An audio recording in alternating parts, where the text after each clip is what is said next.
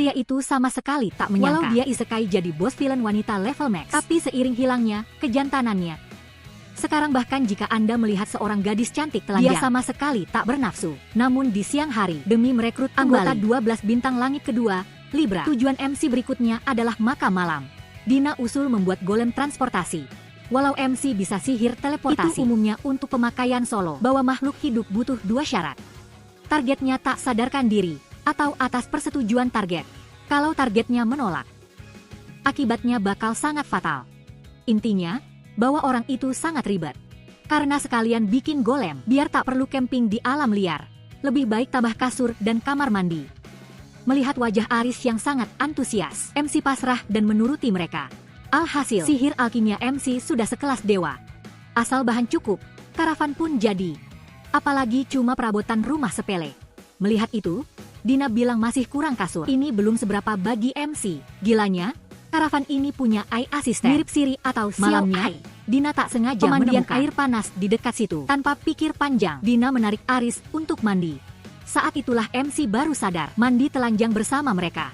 Berupa penjahat wanita ini, rasanya masih sangat canggung. MC secara refleks ingin mengecek burung masa mudanya. Tentu saja, burung itu sudah terbang jauh, mengingat masa lalu. MC pasti mengintip jika ada kesempatan. Tapi kini dia tak merasakan apa-apa lagi. Tepat saat itu, muncul katak yang bisa adaptasi jenis kelamin. Dina menjelaskan, yang pink itu betina, yang hijau itu jantan. Jika jumlah katak jantan berlebih, yang berlebih akan ganti kelamin secara alami, lalu kawin dengan pejantan yang tersisa. Karena begitu ganti kelamin, pola pikir katak itu ikut berubah. Akhirnya mereka sampai di makam malam. Tapi tak disangka, di sekitar makam bahkan ada sebuah desa. Awalnya demi menaklukkan makam ini, pemburu dan petualang berkumpul di sini. Lalu pedagang melihat peluang untung dan ikut berbisnis di sini. Lama-lama berkembang jadi tempat wisata. Aris marah bukan bercanda. Beraninya mereka mengincar harta tuannya. Dia mau langsung menghabisi mereka. MC buru-buru mencegahnya keras. Jangan membuat kebisingan yang tidak perlu. Lagi pula MC belum mati, jadi ini sama sekali bukan makamnya. Biarkan saja jika ada yang mau cari harta, barulah emosi Aris bisa tenang kembali. Lagi pula kalau menyangkut soal Rufus, Aris memang gampang hilang kendali. Kemudian mereka melihat pintu kubur, dipenuhi banyak petualang. Ternyata 2,5 bulan ada lalu, tim investigasi khusus masuk makam. Kemarin mereka hampir capai puncak, tapi hari ini mendadak hilang kontak. Melihat hal tersebut, MC memutuskan untuk masuk ke dalam makam. Segera merekrut Libra, hanya akan ada lebih banyak korban. Seorang petualang lalu mencoba mencegah. Tim investigasi yang dia sebut tadi, beranggotakan 50 orang master. Mereka saja sangat kesulitan. Apalagi kalian cuma bertiga, tapi MC menyuruhnya santai saja. Dia tak mau petarung manusia mati sia-sia. Seiring ketiganya masuk makin dalam, mereka bertemu golem. Golem ini merupakan tim besutan massal saat perang lawan 7 pahlawan. Jadi walau bentuknya kasar, level mereka tak bisa diremehkan. Lagi pula golem bisa mengenali tuannya. Jadi tidak ada niat untuk membunuh MC, tapi di detik berikutnya, golem malah langsung menyerang Dina. MC menganggap ini karena hawa keberadaan Dina terlalu lemah sampai golem pun lupa. MC menyerah dan menyuruh Aris untuk terus maju dan membantu. Tim petualang yang baik hati tadi juga bergandengan tangan melawan golem. Tapi walau satu tim mengeroyok satu golem, dengan kekuatan level puluhan mereka tak punya peluang menang. Malah jika kena serangan sekali saja, bisa langsung tewas di tempat. Melihat itu, MC langsung menyuruh Aris untuk membantu. Kemudian MC pun turun tangan untuk memusnahkan golem tersebut. Sambil klarifikasi Aris bukan putri manja. Para petualang jadi sangat malu. Niat hati ingin membantu, malah mereka yang harus diselamatkan. Setelahnya mereka mengenalkan kelas masing-masing. MC mendadak tak bisa berkata-kata, karena mereka semua adalah kelas penyerang. MC pun berbohong mengaku sebagai ranger. Dina dan Aris ikut-ikutan mengaku ranger, penjaga hutan. Tapi yang tak mereka sadari, saat mereka sedang asyik ngobrol, orang yang selamat dari tim investigasi tadi berhasil capai puncak dan tentu saja langsung berhadapan dengan Libra. Awalnya Libra cuma peringatkan mereka pergi, atau dia akan mengusirnya dengan paksa. Tapi tim itu malah mencoba membujuknya. Kini umat manusia didesak habis oleh ras iblis. Mereka butuh warisan Rufus untuk melawan. Tapi setelah ucapan itu, status mereka yang tadinya cuma orang nyasar berubah jadi penyusup pengincar harta. MC mendadak sadar, meskipun dia hanya seorang isekai, jadi villain wanita di game, tapi setiap nyawa di game, apa yang dia ciptakan jatuh. Dia merasakan kesedihan yang mendalam. MC merasa ini sangat aneh. Demi merekrut 12 bintang langit kedua, Libra, MC membawa rombongannya ke makamnya. Saat hampir sampai di puncak, dia mendadak menyuruh semua orang mundur. Detik berikutnya, golem raksasa perlahan muncul dari kegelapan. Tapi MC cuma bisa melihat sebagian infonya. Jika beda level tak sampai 2 kali lipat, kemampuan target non-party akan tersembunyi. Ini berarti golem itu tidak lagi mengenali tuannya. MC maju sendirian untuk mencoba interaksi, tapi golem langsung menganggapnya musuh. MC pasrah dan terpaksa menghajarnya. Alhasil setelah pertarungan usai, baru pada saat itulah golem mengenali MC. Ulangi terus kata-katanya, yang mulia selamat datang kembali. Golem ini sudah berjaga selama 200 tahun di makam. MC merasa sudah saatnya ia istirahat. Selanjutnya dia akan maju sendirian. Alasannya sangat simpel, selain dirinya, tak ada yang kuat nahan timbangan Libra. Jurus itu cukup untuk membunuh mereka 30 kali. Kapten petualang sangat penasaran siapa dia. Meski otaknya agak lambat, dia tak sebodoh itu untuk tak sadar. Kekuatan MC sangat tidak masuk akal. Kalau tidak, tak mungkin mereka tanpa luka. Menambahkan lebih banyak. Nada bicaranya seakan sudah kenal lama dengan Libra. Tapi MC tak berniat menjawab. Saat ini hatinya sedang gundah. Padahal itu cuma golem tanpa perasaan, tapi sukses menggoyahkan batinnya. Dia tak paham, dia kan cuma orang isekai. Kenapa bisa merasa sesedih ini? Saat MC berhasil tiba di puncak, Libra juga menganggapnya penyusup. MC tak lagi menyamar dan langsung tunjukkan wujud aslinya. Libra sulit percaya. Meskipun tanda kehidupan MC benar-benar sama persis dengan Rufus. Probabilitas dia adalah Rufus asli 99.999%. Tapi di perang 200 tahun lalu, peluang Rufus selama tak sampai 1,000. Prosesor Libra langsung overload. Tak bisa tentukan MC itu asli atau palsu. MC abaikan peringatan dan terus maju. Seperti dugaan, langsung diserang paksa oleh Libra. Karena senjata biasa tak mempan pada MC, Libra akhirnya keluarkan jurus pamungkas, serangan absolut yang mengabaikan pertahanan, serta memberikan 99.999 serangan area yang sangat mengerikan. MC menerima serangan paling mematikan sejauh ini. Walau dia merasakan HP-nya terkuras drastis, tapi itu tak sampai membunuhnya. Akhirnya, dia menahan serangan itu dan tiba di depannya. Saat MC turun tangan memperbaiki, dalam sekejap, tubuh usang Libra kembali seperti baru. Saat ini, dia akhirnya yakin MC adalah tuannya. Kewajiban untuk tetap terjaga selama 200 tahun bisa diakhiri sekarang. Tapi di saat MC pusing cara menjelaskan ke para petualang itu, Dina ternyata sudah memprediksi dan menghipnotis semua petualang, membuat mereka lupa pernah lihat MC dan mengira mereka menang menggunakan kekuatan mereka sendiri. MC sangat curiga, jangan-jangan Dina merencanakan ini dari awal, makanya membiarkan mereka ikut. Orang yang sangat bisa diandalkan. Hebatnya lagi, MC sendiri bahwa di makamnya ada permata emas yang tak terhitung banyaknya, beserta berbagai senjata dewa. Akhirnya dia cuma mengambil sebagian. Sisanya adalah senjata buangan Rufus dulu. MC bermaksud mewariskannya untuk umat manusia, mempersenjatai diri. Selain itu, Dina juga berharap MC bisa temukan golem yang tak hancur. Dikumpulkan semuanya, dia akan kirim golem dan senjata ini langsung teleportasi ke menara. Begitu rombongan MC pergi, para petualang sadar kembali dan benar-benar menganggap diri mereka sebagai pahlawan penakluk makam. Setelah itu Libra dihidupkan ulang oleh MC. Melihat statusnya sekarang muncul sepenuhnya, barulah MC bisa bernapas lega. Dina berniat menyapa, tapi Libra malah menganggapnya orang asing. MC menyerah menjelaskan bahwa Dina adalah penasihatnya yang sudah menemani sejak 200 tahun lalu. Bagaimanapun, sampai detik ini MC sama sekali tak meragukan kesetiaannya. Bicara soal mengumpulkan lagi 12 bintang dan Libra adalah anggota kedua, MC berharap dia bisa terus ikut bersamanya dan terus mengerahkan kekuatannya. Libra kembali bersumpah bersedia memberikan kesetiaan abadi kepada Yang Mulia Rufus. Dina kemudian melapor 2000 km ke barat ada sebuah pemukiman didirikan oleh Virgo, sang Parthenon. Dia hidup menyendiri, damai jauh dari konflik. MC merasa lega akhirnya ada bawahan normal yang tak bikin masalah di mana-mana. Bawahan yang luar biasa, tapi tak disangka Dina melanjutkan. Karena itu adalah kampung halaman Rufus. Rasayap lain yang menetap di sana malah diusir habis-habisan. Siapa sangka raja penakluk dunia, Rufus, masa kecilnya sangat kelam. Hanya karena Rasayap memuja sayap putih. Dia yang memiliki sayap hitam. Di mata ayah bejatnya bahkan lebih rendah dari anjing. Dipukuli dan dimaki sudah jadi makanan sehari-hari. Untuk mengubah nasib, Rufus kabur sendirian dari wilayah Rasayap. Dia tidak lagi percaya pada cinta di dunia Dewa ini. Pencipta? Omong kosong jika melihat karena dewa tak bisa diandalkan, maka hanya bisa andalkan diri sendiri. Demi menyapu bersih ketidakadilan di dunia, dia bertekad harus jadi kuat. Ternyata itu hanyalah mimpi. MC terbangun kebingungan. Dia tak ingat pernah buat lore game seperti ini.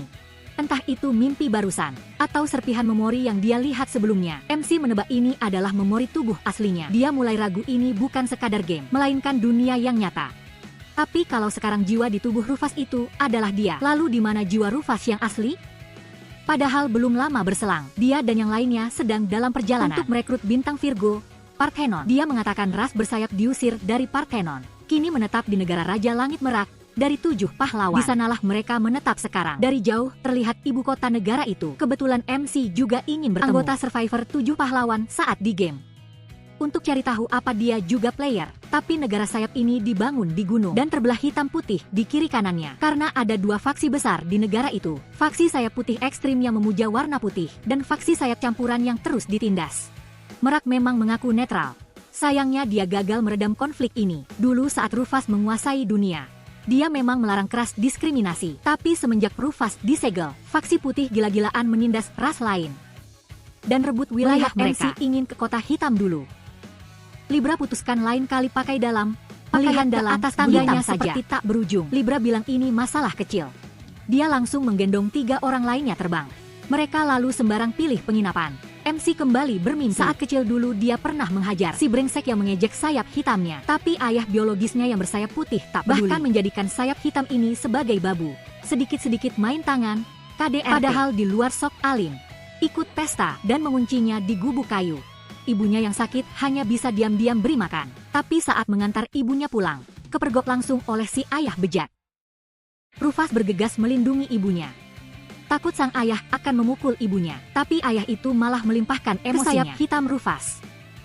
Usai bicara dia langsung menghajarnya. Sama sekali tak pedulikan perasaannya. Ibu dan anak secara paksa. Rufus tak bisa berbuat apa-apa selain kabur dari tempat neraka itu. Dia paham, untuk mengubah ketidakadilan ini bisa mengandalkan dirinya sendiri. Di saat yang sama, 7 pilar ras iblis lainnya mendapat info Mars yang terlemah, terbunuh. Setelah diinvestigasi Venus, pelakunya adalah ras sayap bersayap hitam.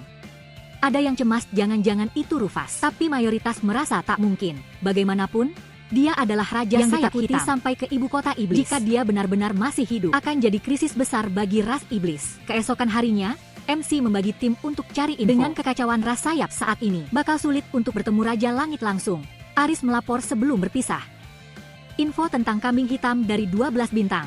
Dulu pernah mengajaknya gabung ras iblis. Jadi disimpulkan saat ini kambing hitam ada di pihak ras iblis. MC berjalan-jalan, terus ditatap oleh ras sayap campuran lainnya. Jadi berpikir apa menyamar jadi pria saja nanti. Tapi tanpa sadar, dia tiba di sebuah kuil hitam. Tak disangka, di dalamnya ada patung dirinya. MC sengaja memancing, tanyakan mengapa mereka beribadah. Sang Raja Lalim yang buruk reputasinya. Namun menurut orang itu, bagi faksi sayap campuran, Rufus adalah penyelamat. Sebab ras yang tidak bersayap putih murni selalu ditindas ekstrim oleh sayap putih. Tiap hari ketakutan hidup di pemukiman kumuh. Tapi tuan bersayap hitam kelam yang indah itu sangatlah berbeda. Dia menguasai dunia dengan kekuatannya, menahan penindasan, membuat mereka bisa hidup sederajat. Tapi MC menyinggung bawahan Rufus kan mengusir mereka dan membuat mereka kehilangan kampung halamannya. Faksi sayap merasa itu memang karma. Karena mereka membiarkan ras iblis berkuasa, tidak dibantai saja sudah sangat bersyukur. MC merasa ada yang gawat. Omongan ini sama saja menghina Raja Merak. Namun siapa sangka, di mata rakyatnya, Merak hanyalah raja tak berguna, sama sekali tak pantas disebut pahlawan. Sementara itu, Libra mengawasi dan menyadari Dina sepertinya sedang menunggu. Namun tak jauh dari situ, ada iblis yang jago menyusup sedang mendekat. Agar Dina tak celaka, Libra langsung maju memberi peringatan. Ketahuan, iblis itu pun berhenti sembunyi. Di sisi lain, Aris didatangi oleh kambing hitam. Jika dia, Rufus, bakal benar-benar ancaman besar bagi ras iblis. Kambing hitam gabung iblis murni demi membunuh 7 pahlawan. Jadi dia kembali mengajak Aris beraliansi untuk kirim 7 pahlawan sialan itu kembali ke neraka. Padahal dia tak tahu tuannya, Rufus, sudah bangkit. MC benar-benar tak menyangka balapan sayap campuran yang selalu ditindas oleh sayap putih membuat Merak sengaja mendirikan negara baru untuk mereka. Tapi usai tanah kelahiran faksi putih direbut dengan 12 bintang, Merak berbaik hati menampung mereka di sini. Fraksi putih sombong ingin merebut kekuasaan, mengklaim lebih banyak hak istimewa, dan terus menindas sayap campuran. Karena Merak sendiri bersayap putih, ditambah sifatnya yang pasrah, kini dia perlahan kehilangan kendali atas negaranya. Sebab seumur hidupnya sudah diatur oleh orang tuanya, berjalan di jalur untuk menjadi raja ras sayap. Tapi Rufus sangat berbeda.